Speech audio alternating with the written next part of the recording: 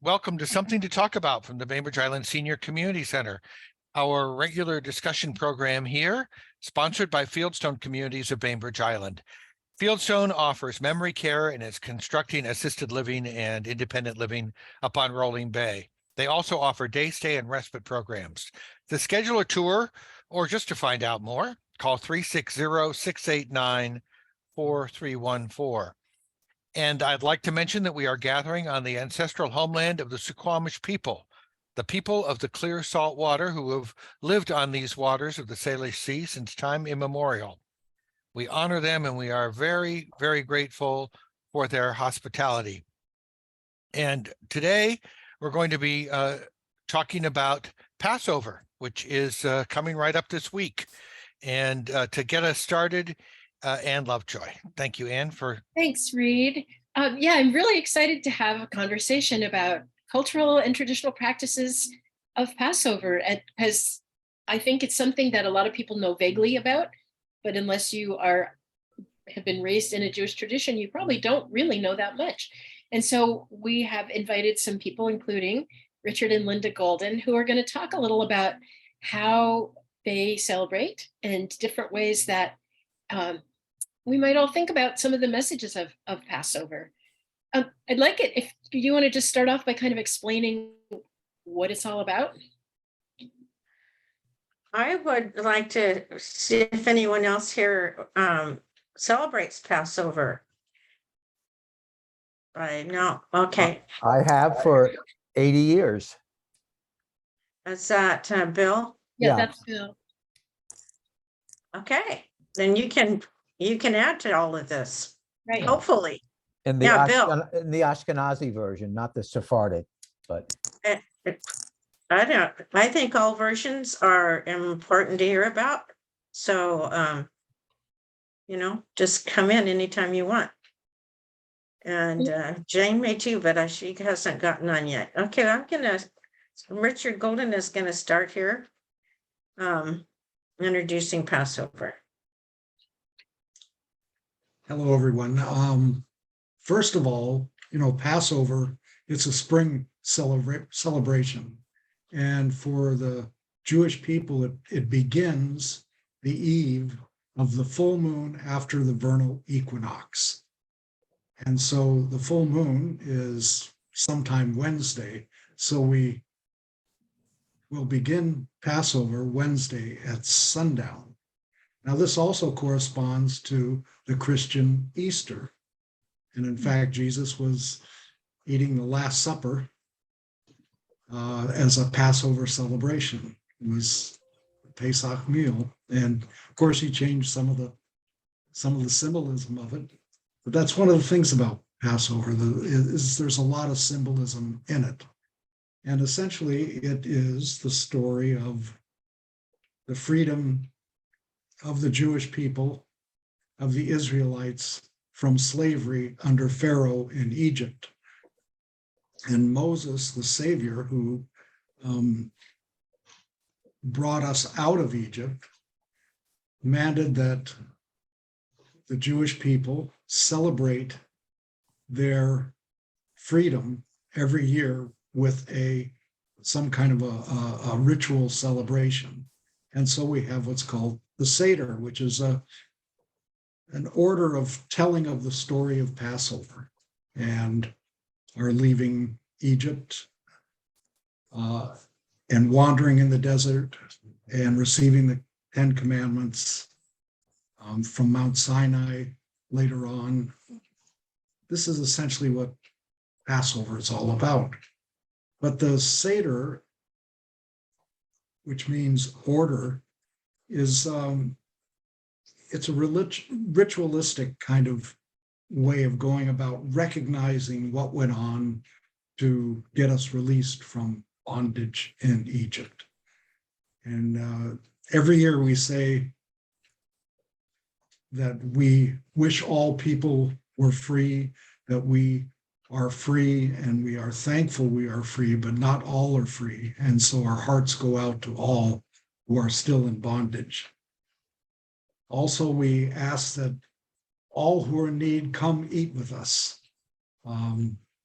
We have our door open for whoever needs to come and eat and enjoy the Seder with the Jewish people. So it's an interesting celebration, and it essentially is a springtime celebration. I'm sure from pagan times, it came from this getting ready to plant in the spring and around the vernal equinox. So I know in Latin America, they have Semana Santa, I think they call it. And it's a week-long celebration around Easter. Well, Passover is a week-long celebration as well. So I have a feeling that in ancient times, they shut everything down and everybody enjoyed the festival of Passover. Just as in Latin America, often they shut down pretty much everything and enjoy a week of Semana Santa, which is reveling and crying and around the crucifixion and resurrection of Jesus. So anyway, are there any questions? Please chime in if you want to. Well, I'm curious, We are can- there certain things you do every day, like, like the menorah at during the winter holidays? What about, is there something like that for this spring holiday? Oh, yes. You're gonna say, talk? No, you can have a Seder. Generally, people do first and second night Seder. They do a fancy dinner first and second nights. But you can have Seders, you can have these ritualistic meals all the way through the week. And I don't know, we tend to celebrate whenever we can with whoever. We have a good friend who's just coming back from the East Coast, and we're going to celebrate with her Saturday, I think. We're going to have a Seder with her. So during the week, you can do these festival gatherings anytime. And, if on Friday, for example, we have the Sabbath, the evening of the Sabbath, and during that meal, you have an extra blessing for the Sabbath. But generally, the blessing for this Wednesday night beginning of the Seder begins with a blessing called the Barucha, and it's a Barucha Ta'adonai Eloheinu melech haolam asher kiddushanu b'mitzvosav v'tzivanu lehadlik ner shel yom tov, which means blessed are you, our God, who has given us thy commandments and brought us to this festive day. That's a basic blessing of Passover. We start with that, and then the meal goes on.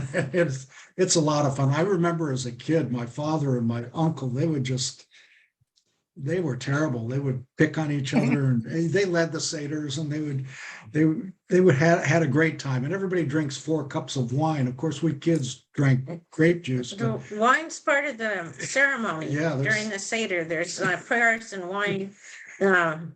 So And we're supposed to drink 4 cups of wine. They're And- spread out. they would get pretty loaded, and it was a lot. My memories of Passover as a kid were a lot of fun.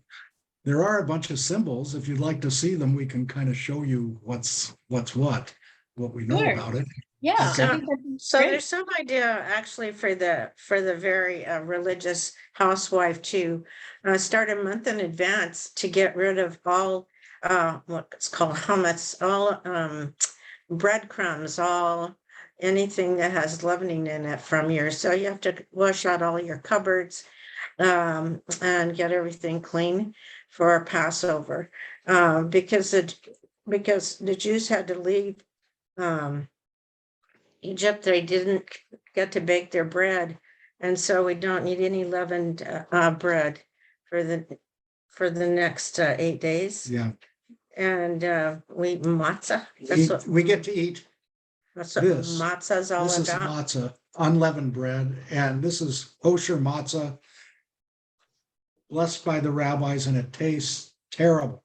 So that's what we get to eat for 8 days. Now, wait a second. I had an omelet made with matzah that was fantastic. Matzah brie or something like that. A Yeah. matzah, Oh, yeah. called a matzah Yeah. brie. Yeah, there's good stuff. You Yeah. can do things with You can matzah. do, but yeah. And Then actually the gluten-free is really much better, but which I happen to need, but it's not kosher for Passover, so. And then there's a Seder plate, it's called. I'm going to sure show I you a can- picture of our Seder plate. This is the one that we have. It's very pretty. It's- Yeah. It's Yeah. All most those beautiful symbols. that are. Well, I'll tell you about the symbols because they all have, Dick and I will work together. This happens to have a little bowls. So we have, yeah. So we have It's horseradish. horseradish. Mm. I don't know. Represents the bitter herbs of slavery, the bitterness of slavery. And then we have harosis, which is it's supposed to be a paste. This one can be made with apples and Cinnamon. yeah, cinnamon, a little sugar, and this represents a mortar that they had to use it when they were slaves. That's for making the bricks for Pharaoh. And then carpus, the greenery. The bitter herbs. No, oh, those aren't the bitter herbs. That's No, these aren't the bitter herbs.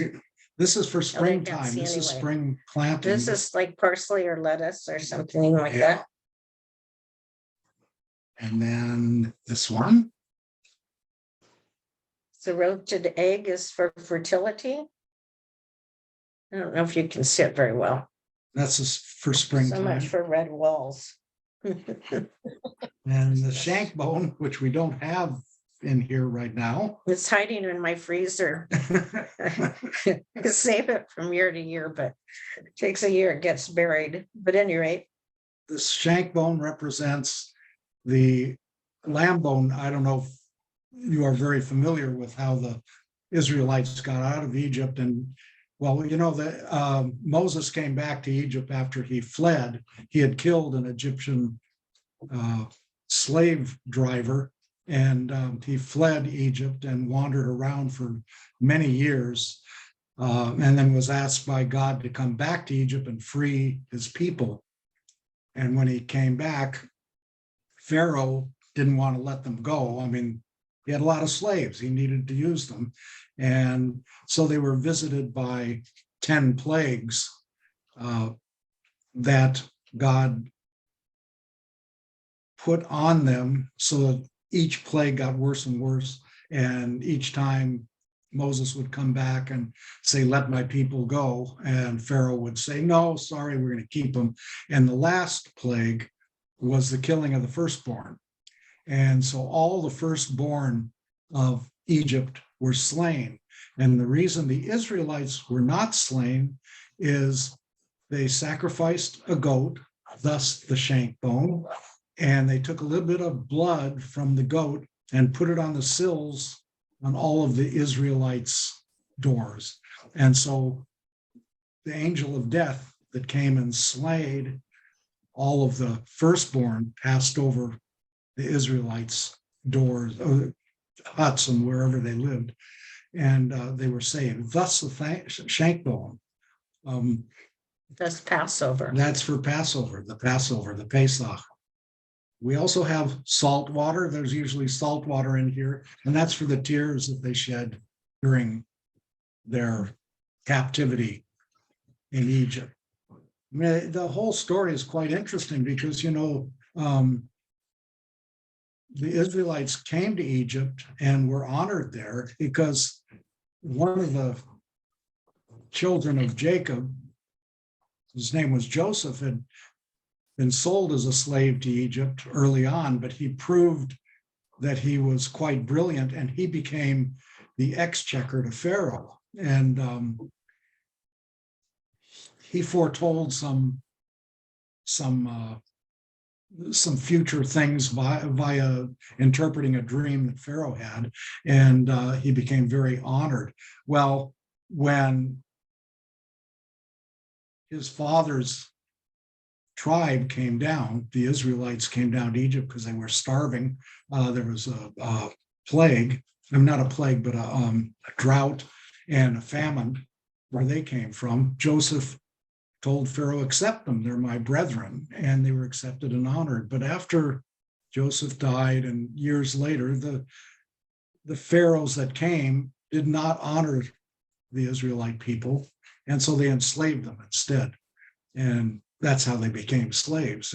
But they were numerous. There was a lot of them. How many thousands, but plenty. And that's kind of what this whole telling, this whole Seder is all about. We talk about, and we use these symbols as ways of talking about what happened back then. And this is the Agada, it's called. And it's a story of Passover. It has a service in it, with all the prayers. This is a very beautiful one. So Passover is also to be told every year so that it doesn't happen again. Slavery doesn't happen again. Yeah, slavery doesn't. And it's a mere 123 pages long. So it makes for quite a reading for one meal.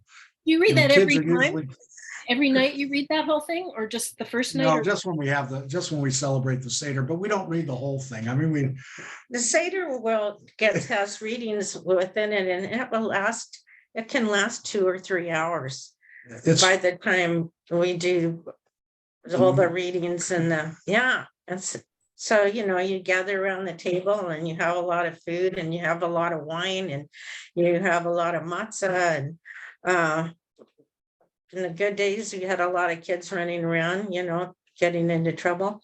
And it's a sweet, for me it's a sweet family and friends time of gathering. it reminds me, and I know this sounds odd, but it reminds me a little bit of the way the Christian people celebrate Christmas. We don't do gifts or anything during Pesach, but there's this feeling of joy and getting together and exaltation because we are free. Now, the Hebrew people or Jewish people have been, of course, run into a lot of problems since those days, but still this Passover celebration is a rejoicing. And I love it for one, and it's always fun, and it's fun to get together with family and do it. We've always had a Seder, and it's a good way to enjoy each other's company and celebrate our history as a people. And Anything then- else? Well, yeah, I'm thinking, I've heard there's music and special songs and things like that too, right? Do you sing together as a family or as a group, or how does that go? Yeah, we sing as a group. We sing or family. One of them is "Go Down Moses." I mean, this is it changes over the history of the people. The focus is always freedom, but it does change, and the accent changes. What we define as being free, it used to be just physically free. Now we talk about the spirit must be free, and that the slavery of being forced to do what you don't want to do, of being like Samson, going in circles round and round in drudgery. Those kinds of things are brought up. Free from the tyranny of child abuse or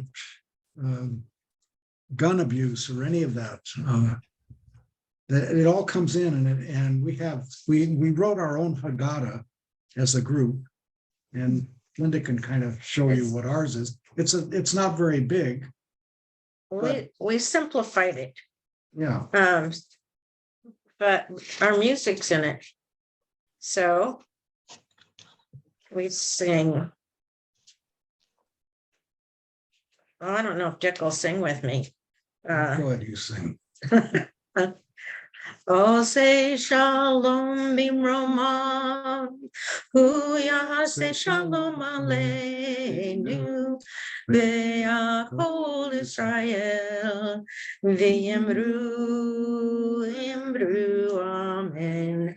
Yase shalom, shalom aleinu, ve'achol Israel, yase shalom. Shalom Aleinu V'Yako Israel. And shalom, means peace. Israel is Israel, the Jewish people. And it means peace unto all nations, peace unto the Jewish people.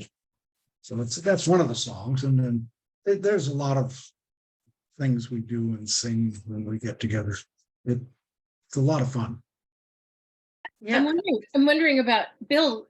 You said you have a little different tradition because it's more Ashkenaz. Well, right. Well, I don't know, Richard and Linda, if you want to talk about the difference in food restrictions and other things between the Ashkenazis, who are basically Eastern European, and the Sephardic Jews, from Spain and the Middle East. And there are different things you can and cannot eat during the service, during the Seder. I was hoping my friend Rachel was on, but she's might because she's Sephardic. And talk about the foods. Rachel, you want to say a word or two? We do usually include some Sephardic traditions since I'm usually at these Seders with Dick and Linda. So I make like my haroset is a little bit different, instead of making it with just apples and cinnamon, I make it with like dates and figs and dried fruit. And I make something called huevos aminados, which is hard-boiled eggs, because we eat a lot of hard-boiled eggs during the service. But these are special hard-boiled eggs that you put in the oven and cook for 24 hours with onion skins, so they turn brown and the inside is a little brown and kind of nutty tasting.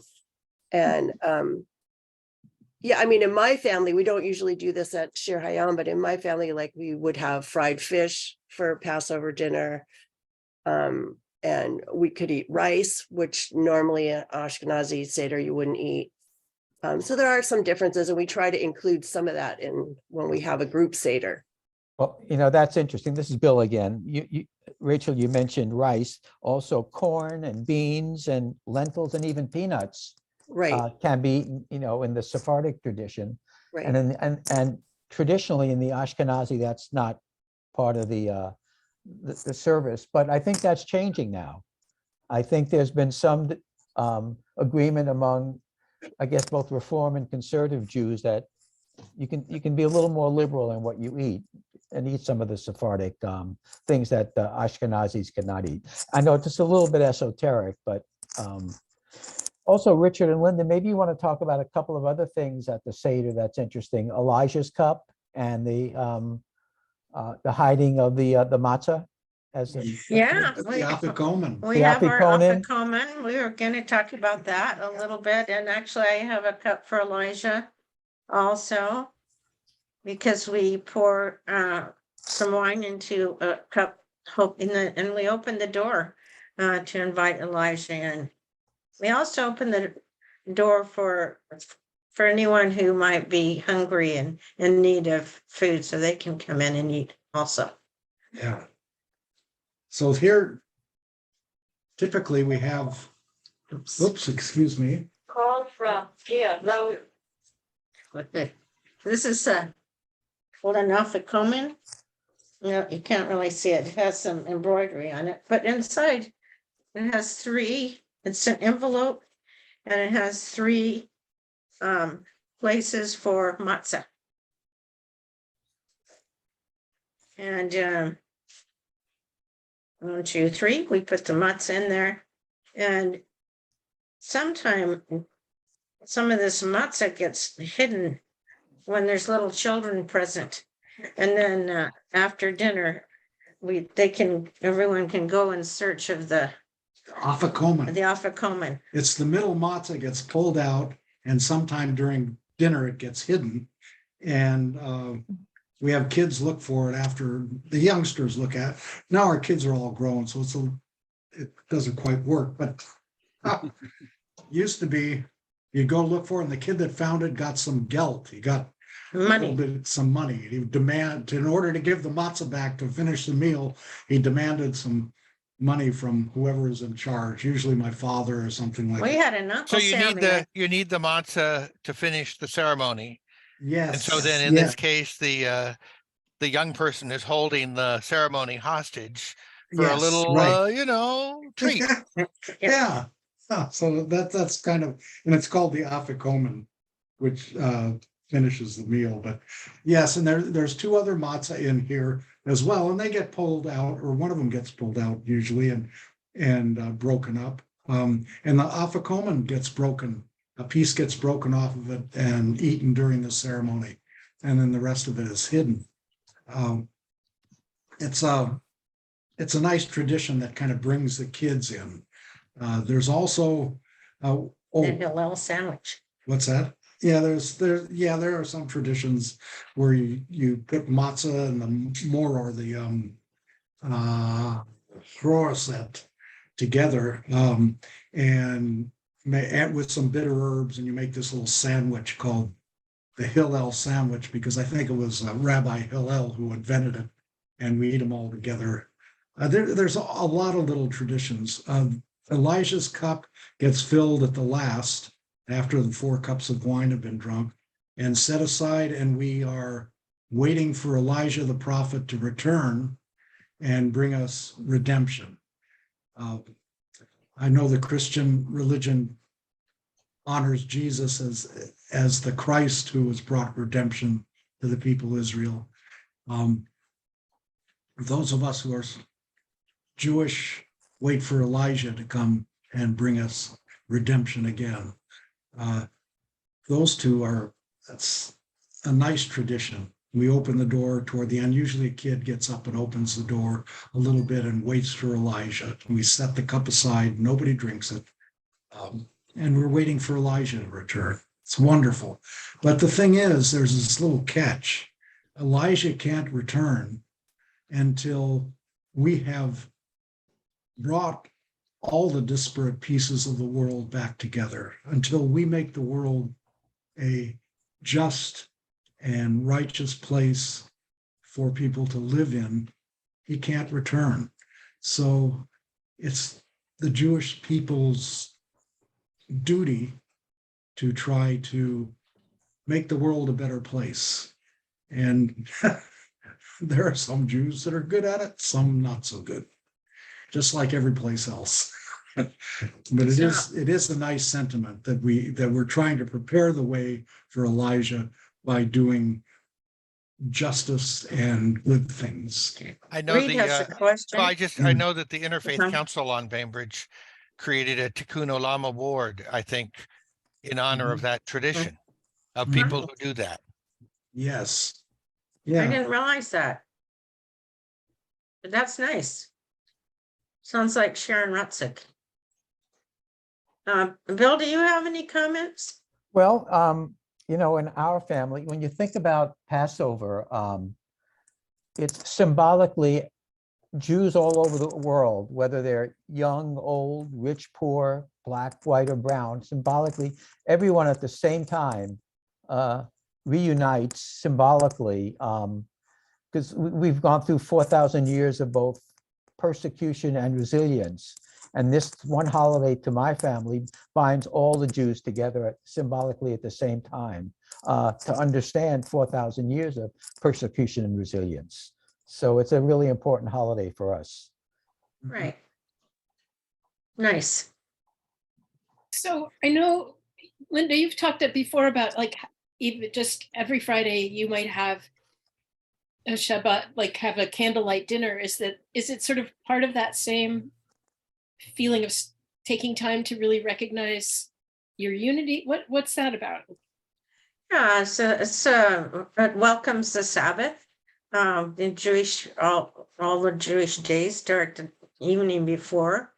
And so we have a ritual of lighting candles for the Sabbath and having just a nice quiet dinner together.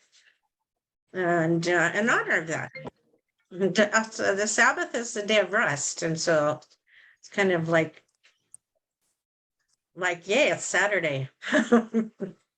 So Linda and I celebrate it every Friday night, and I have to tell you, it's really a sweet. We plan a special meal for just the two of us, if there are just two of us Friday evening, and light candles and sing the blessings.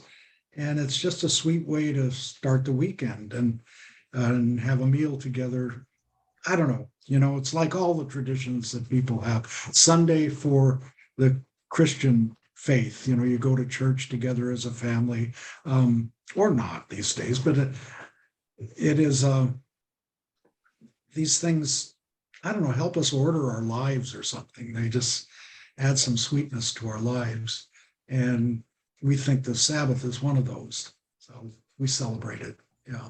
But it's not specifically connected to the Seder, to Passover.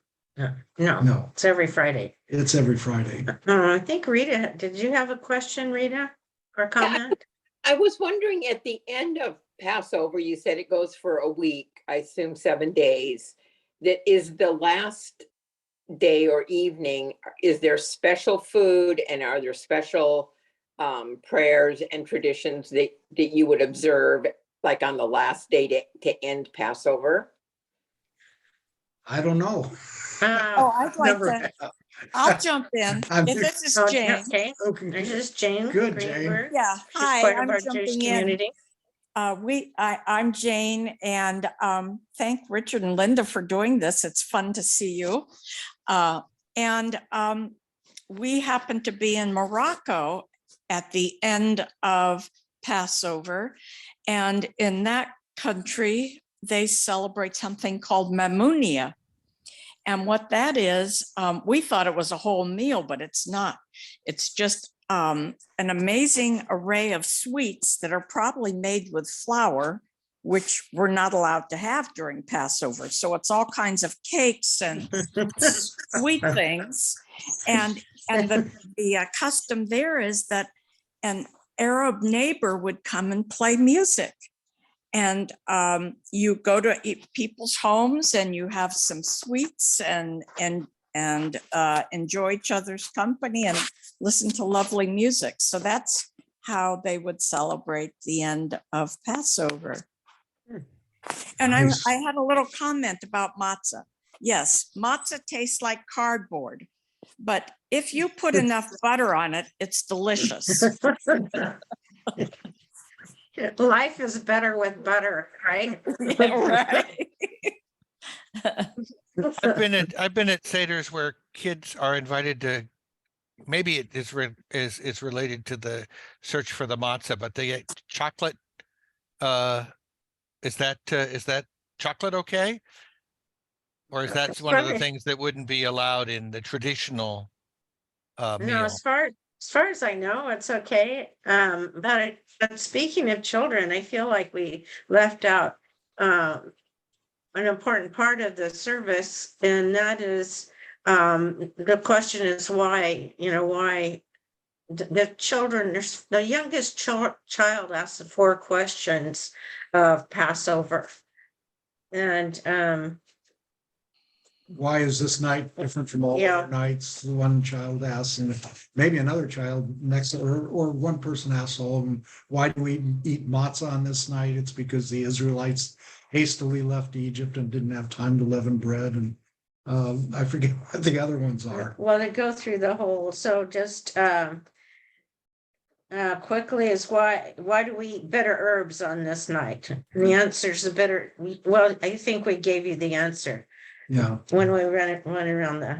And then why do we dip our food in salt water 2 times? But at any rate, what I think the point I want to make is that children have an important part of the service.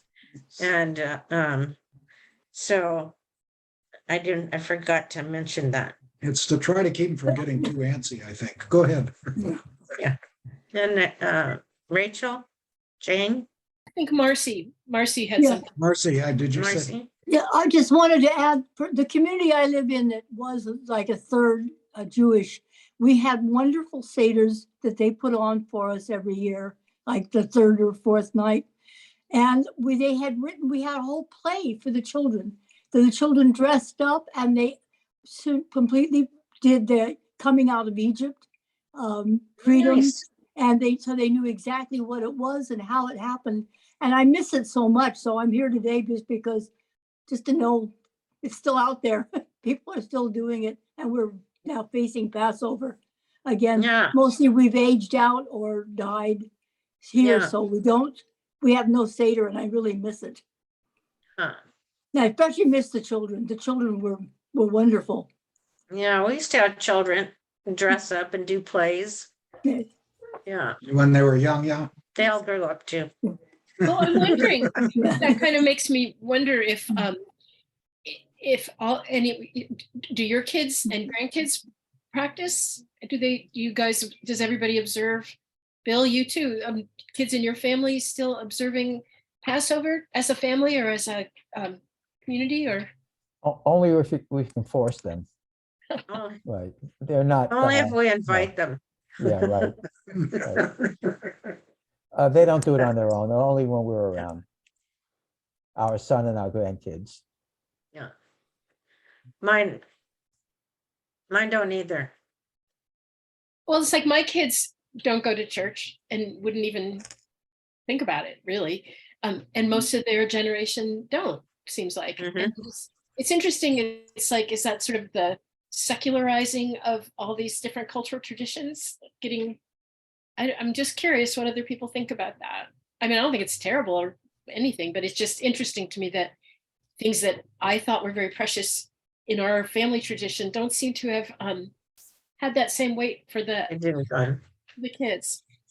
No. No, so none of mine do. Not on their own. I'm thinking about when they're growing up, actually, we go to Dick's parents' house, usually not. So the grandparents are always special, and then they all live some other places,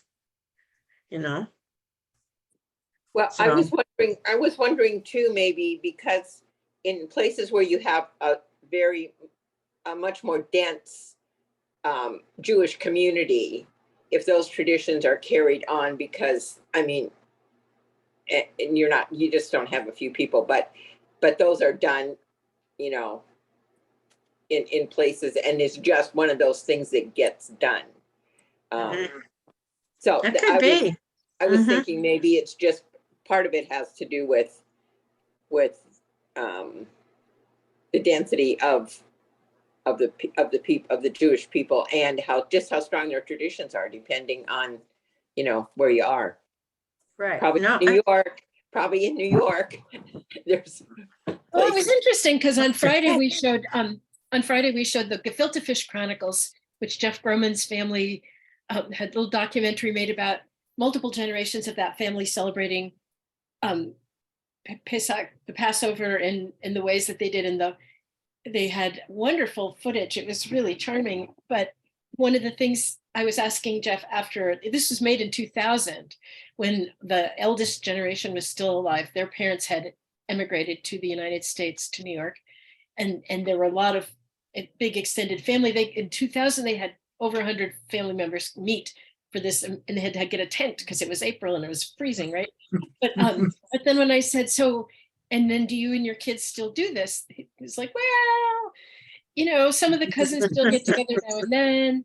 But everybody's, and I think part of it is that so many people have moved, like we've become a very, very mobile culture. And so Yeah. like, American people are all over the place now. You don't usually live in the home place, or, maybe you Right. don't have all your cousins around. Do you think that's part of it, or? I think that's very possibly a good part of it, Yeah. because I think it when we- depends. Excuse me. Jane, I was just going to say, I think it's really a personal thing. It depends on the individual and what it means to them. Our oldest son, who's in his 50s, he is up in Mount Vernon, and he will do the Passover. Nice. And he doesn't like to spend as much time going through it as I would like or Bob would like, but they do it all. And I just wanted to say that we are having Wednesday, which is the middle of the week. Our daughter and her daughter, our granddaughter, will come over and we'll do a little Seder here, but our granddaughter loves the Indian food from Nirvana. So we're going to have an Indian flavored Seder. And there actually are many Jewish communities in India that our community has studied, and in China. We had no idea. So it was very enlightening, but I'm going to make something that they have in India. It's like a samosa, but you put vegetables, cooked vegetables inside, and you make the pastry out of matzah meal. And I can't imagine how that's going to hold together, but I'm going to try it. Good luck, Jane. Yeah, right. Jane, you can hold anything together with enough eggs. Yeah, right. Okay.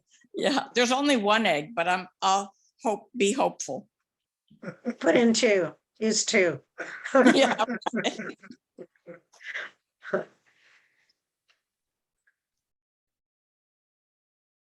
And I'd like to add maybe just a little note about Passover, a more esoteric note. And there's a more mystical meaning of the Israelites leaving slavery and walking into freedom. And that is that it's an ascension from the material consciousness of a people to a more enlightened soul consciousness of the people. And some of the symbols, even the manna from heaven, the Israelites existed on what was called manna, and people have tried to describe it and said it's cakes of this or that or the other thing. But the more esoteric meaning is that it was food from God that sustained these people. It didn't have to be material food.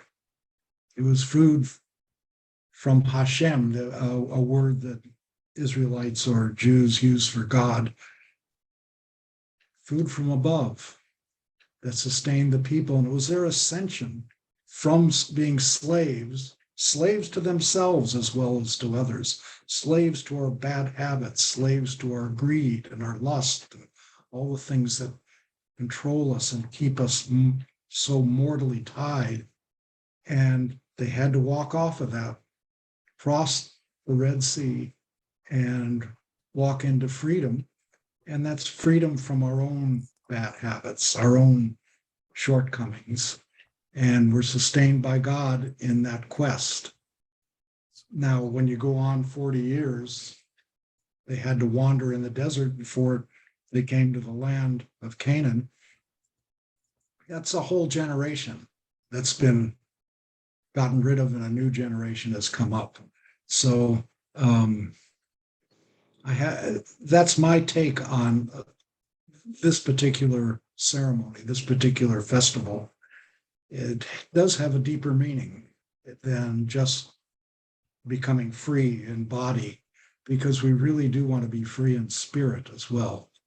We want to be free to act as we should act, do what we should do, and not have our bad habits and mortal consciousness hold us down. That's a little interpretation that I came up with some time ago. I think that's beautiful and really helpful. I mean, that's to me kind of what the work, right? The work of our life is to try to get out of the cultural trance and get out of our getting and spending or whatever, that's not supposed to be our life focus, right? And when, anything that can kind of pull us out of that and help us focus back on what are we here for, to make the world a better place. I think that's a beautiful, beautiful way to end, but thank you so much, you. everybody. Yeah.